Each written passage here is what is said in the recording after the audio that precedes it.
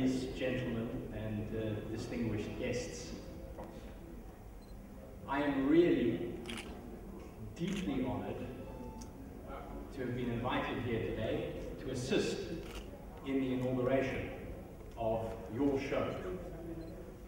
And I say that in particular, given the expertise and the experience of the gentlemen who sit on the committee, and indeed of everybody who's going to be exhibiting over the next few days, and all of their expertise, because I am a relative baby when it comes to Jaipur, to gemstones, and indeed to jewelry.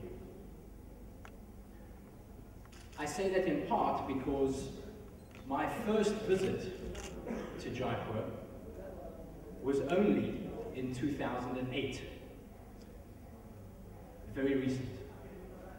And since then, I have had the great privilege of being invited warmly into many of your homes to experience the hospitality that Jaipur is famous for. I've also had the great privilege of being invited to some of the wonderful celebrations that can be done only in the way that Jaipur can do it. But in that relatively short period of exposure to Jaipur, one thing has become absolutely clear to me. And that is that Jaipur is the #1 center on this planet for colored gemstones.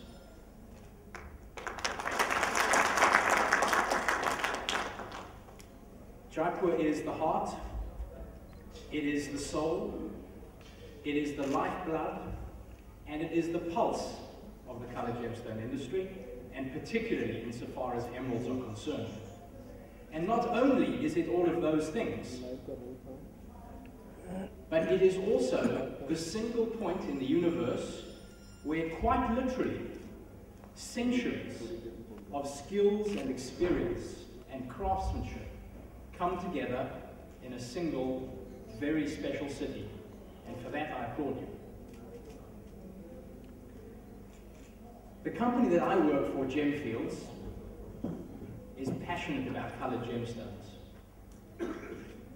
Many people and many companies use the phrase passionate easily or lightly. The fact is that at Gemfields, we are stir crazy about colored gemstones. And we believe that there is a phenomenally bright future for this industry if it is correctly developed. Something that we have been working very hard at during the last 4 or 5 years. To develop the sector correctly requires certain ingredients. One of those ingredients is devotion. Jaipur has that devotion, and Gemfields has that devotion.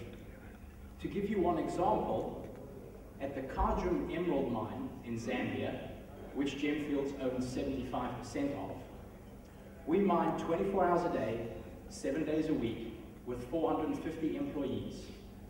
And in order to get just 1 kilogram of rough emeralds, we have to mine 5 million kilograms of rock. So it is a 1 part in 5 million process. It's much worse, ladies and gentlemen, than looking for a needle in a haystack.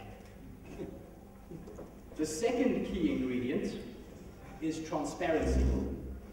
And some of you will be aware that Gemfields is a publicly listed company on the London Stock Exchange, and therefore we publish everything about our operation. Our financial statements are published, and while we are not required by the applicable laws in the United Kingdom to publish, for example, our production levels and our costs of production, we voluntarily do that. And it is downloadable from our website for any and all to see, because we believe that one of the key ingredients for success in the future of the colored gemstone business is transparency, as opposed to the players that sometimes keep things very tightly to their chests and do not wish to share. Gemfields also owns 50% of the Kariba Amethyst mine, which is in Zambia, which today produces about 30 to 40% of the world's amethyst. And then on a very exciting note, we have been developing for the last 18 to 24 months a new ruby mine which is in northern Mozambique, called the Montepuez Ruby Mine. And we should have our first supplies of rough from that operation in this market by the end of June 2013, and I believe that that will significantly reconnect the direct supply of rough rubies back to the Jaipur market, something that we at Gemfields are particularly excited about. So Gemfields really believes in collaboration with all of our partners in the industry, rather than in competition, because it is in that unity that we will find the strength to develop this industry into the international champion that it is going to be.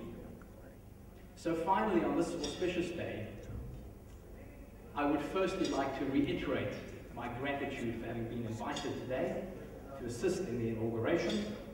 And number two, I would like to congratulate you on 10 years of the JJS.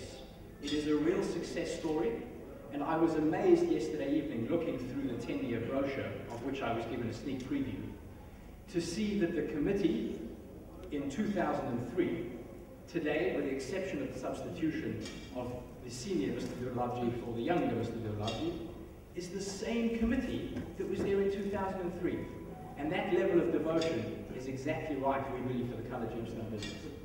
And I wonder whether at this moment, ladies and gentlemen, I could ask you, on behalf of the committee and also the hundreds and thousands of people who have been involved in this process over the last 10 years, to give them and everybody a particularly warm round of applause.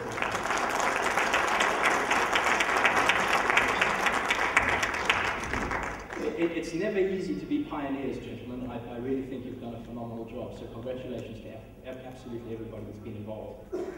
And then finally, it is my great privilege to wish you an absolutely fantastic and highly prosperous 10th JJS, and I wish you more than 40,000 very cash-rich visitors over the next few days. Thank you very much.